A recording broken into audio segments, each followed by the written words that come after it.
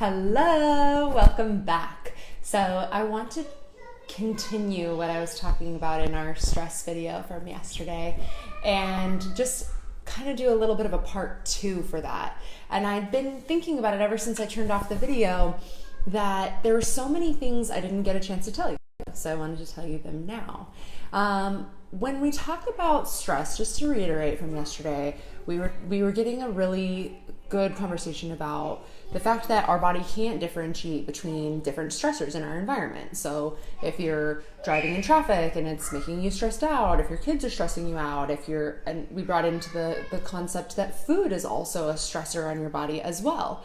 So now we want to talk about, okay, we talked about taking out those foods, but what else can you do to help your body prepare for stressful situations and to heal it? Because if our body can't differentiate between all the different stressors in our life, then it can also be healed in the same way that all stressors can be healed. So that kind of is a bonus for us. That's like, okay, all these things that we can't control, we can control maybe one or two things, but we can also help to prepare our bodies to deal with that stress.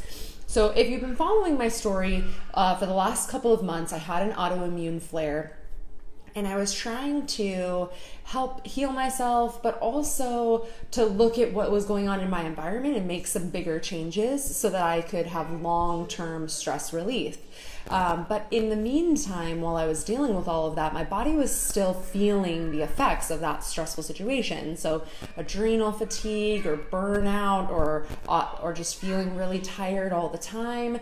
Those are some signs that your body is starting to get to that maxed out stress place where we have to start doing things to either roll back, change the environment, change what we're doing, change the food, or do something to help support our body during that stressful time.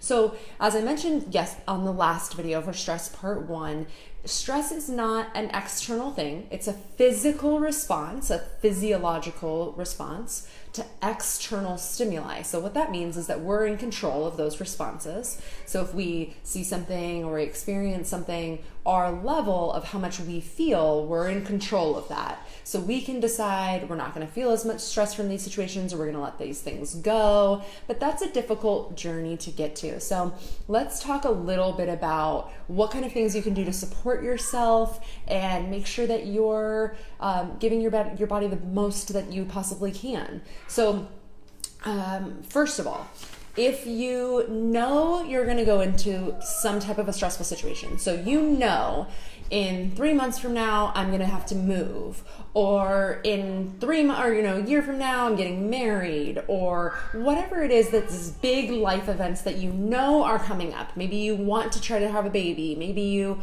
are going to get a dog. Any of these things that can create new stress in our lives, we want to, if we know that they're coming, we can prepare for them. So we're going to do these steps in order to get our body ready. So if you know you're coming up to a big thing, you're coming up to a big stressor, and you want to make sure that your body doesn't react in a negative way. So we don't want to lose energy, be depleted, get sick. How many times have you done like a big party or you planned something and then as soon as it was done, you got sick? I mean, this is just a crazy thing that happens because our body is so overtaxed, so overstressed, that the minute it gets a chance to rest, it takes it even further back and you are forced to rest for a couple of weeks or a week or even longer to recover from whatever that stress was on your body. So we want to instead prepare you to get to that point.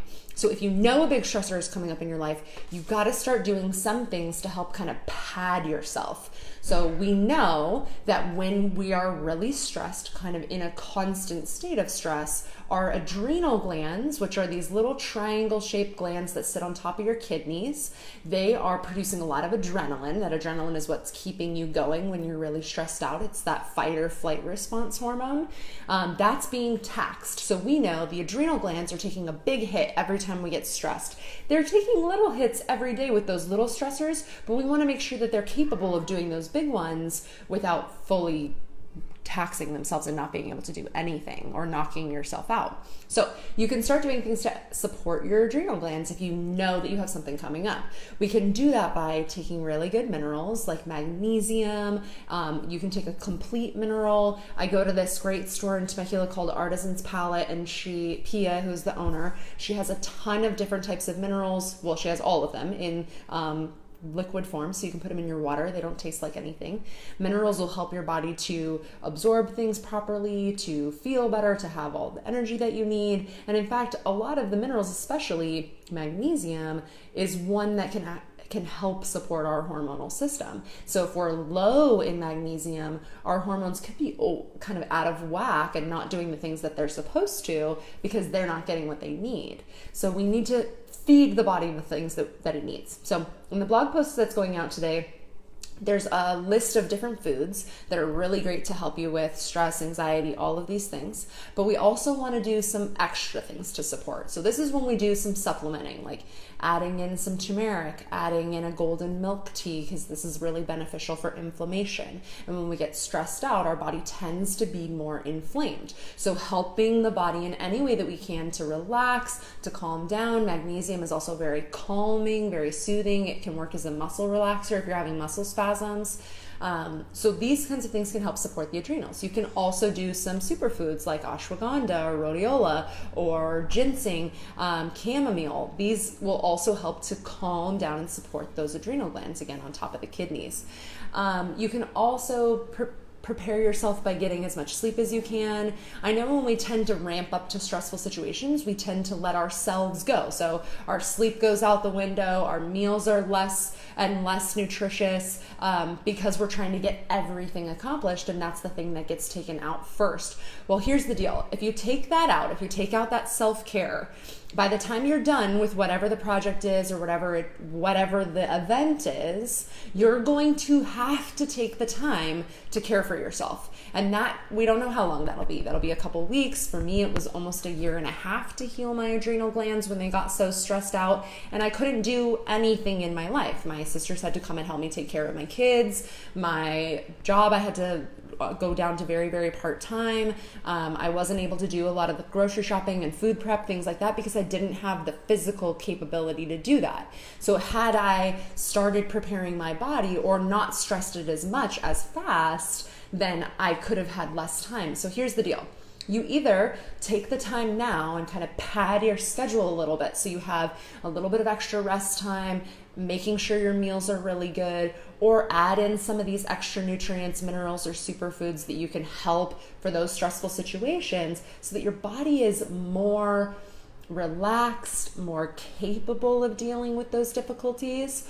Or you're going to push yourself, and get to that thing, and then you're going to end up with the flu or some kind of a cold or some kind of a, strep throat or whatever it is, because your body's going to be weaker, more stressed, more inflamed, and less capable of fighting off any kind of illnesses. So God forbid that happens during flu season or something like that, where you're even more surrounded by different illnesses. So really take the time now to care for yourself and kind of give yourself that extra padding so that when these other life events or stressful things happen, you're better able to deal with them. Like we talked about in the last video, we have to figure out a way to control some component of the stressors around us. And if we can't change the job, the house, the mortgage payments, all of those things, then we still have to figure out some way to support our body while it's dealing with all of that. So if it's dealing with, the stressors of day to day, or it's dealing with financial stressors, we have to find a way to support our body, because all those thoughts, all those,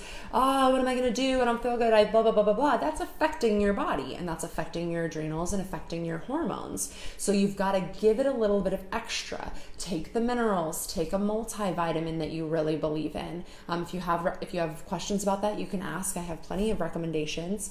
But doing those types of things, taking the supplements, getting the extra sleep. If you're exercising 10 times a week and you're about to come up to a stressful thing, cut back a little bit. That's stress on the body. If you're doing something gentle, movement, stretching, that's okay. That's relieving and that's helping those muscles to heal and restructure. However, if you're doing like heavy lifting or you're running 20 miles a day, cut back a little bit on those things before the stressful life event. I know that seems counterproductive because you're like building up the energy, but you really need rest. You need time and grace to give yourself that energy to last you throughout that entire time.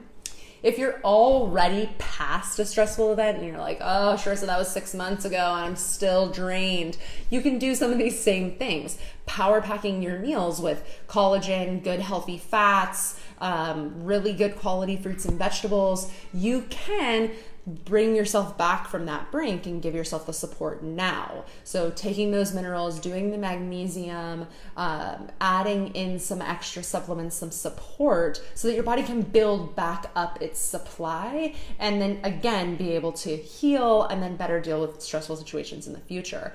Anything that you can control in your life or cut back in your life, try to, because we're all doing more than we need to be doing. I recently cut back so many things in my life that I realized I didn't even know how I was doing everything, because now I'm doing less and it's still seems like a lot. But cut back on the things that you can cut back on. So if you can take a little bit of extra time for yourself, whether it be the morning or the evenings, without sacrificing your sleep or your bedtime, then do that. Maybe that's, an extra bath or a walk around the block tonight, or whatever it is that you can do to get quiet, give yourself that time, give yourself that grace.